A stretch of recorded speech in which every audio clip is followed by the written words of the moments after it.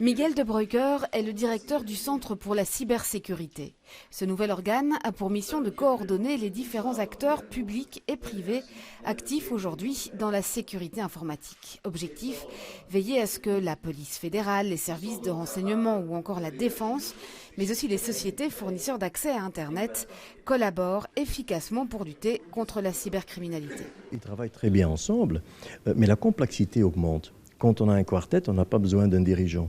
La complexité augmente, la menace change, ce qui veut dire qu'il y a un tas d'actions à coordonner, que c'est bien d'avoir un dirigeant qui coordonne entre les différents services. On ne pourra pas, en quelques jours, en quelques semaines, résoudre tous les défis que nous sommes confrontés, mais il y a en tout cas une stratégie claire qui est déterminée, qui est définie. Début 2016, le centre sera installé rue de la Loi, à 2 pas de la chancellerie du Premier ministre.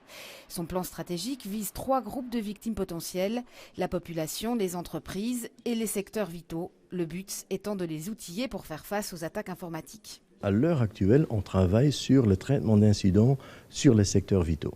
Donc on veut rassurer qu'au moment qu'on a dans une infrastructure critique, dans le domaine de transport, dans le domaine de télécommunications, dans le domaine d'énergie par exemple, quand on a un souci, qu'au niveau gouvernement, on a les capacités nécessaires pour réagir. Le Centre pour la cybersécurité disposera de 10 agents et d'un budget de 700 000 € pour sa première année de fonctionnement. 7 millions d'euros sont par ailleurs prévus pour la lutte contre la menace numérique. Sera-t-il suffisant vu l'ampleur de la tâche ? D'autant qu'après une phase de lancement de 6 mois, ce n'est que dans 3 ans qu'il prévoit d'être pleinement opérationnel.